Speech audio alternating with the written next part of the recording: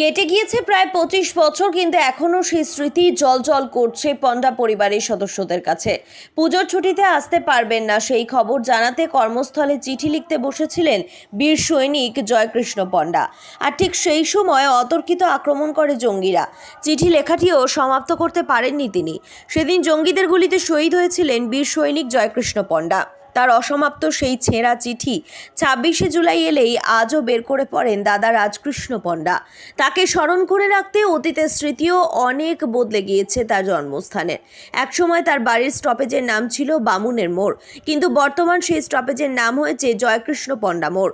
এছাড়াও বাস স্টপেজের পাশে তৈরি করা হয়েছে বীর শহীদের মূর্তি। এদিন সেই মূর্তির পাশে বীর শহীদকে শ্রদ্ধা জানাতে একটি অনুষ্ঠানের আয়োজন করেছিলেন প্রাক্তন সৈনিকেরা। তাকে শ্রদ্ধা জানানোর পাশাপাশি এদিন কার্গিল বিজয় উৎসবও উদযাপন করা হয়।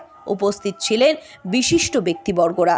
আমাদের একই বয়সী একই ক্লাসমেট ছিলাম আমরা। ছেলেটি এত সুন্দর কথাবার্তা এবং কার্গিল যুদ্ধে গিয়ে ওনার কি হতো না হতো আমাদের কাছে শেয়ার করত। তারপরে 2000 সালে 26শে জানুয়ারি উনি নিহত হন কার্গিল যুদ্ধে গিয়ে। তারপরে ওনার বডি এলো, বডি এসে আমরা সমস্ত গ্রামের মানুষজন কাকদ্বীপ ব্লক গোটা আমরা বাসে করে আর মর্গের গাড়ি নিয়ে এসে আমরা গোটা কাকদ্বীপ এলাকা ঘুরেছি। এই জয়কৃষ্ণ যে নামটা আমাদের মোড়ের নাম হলো, আমরা আগে আমাদের নাম ছিল গদাইঘাটা মোড়, বামুনের মোড়। অথচ আমরা এই জয়কৃষ্ণ মারা যাওয়ার পরে, শহীদ হওয়ার পরে আমরা কিন্তু জয়কৃষ্ণের নামে আমরা কিন্তু এই মূর্তি স্থাপন করি এবং তার মূর্তি একটা আমরা তৈরি করি সবাই মিলে।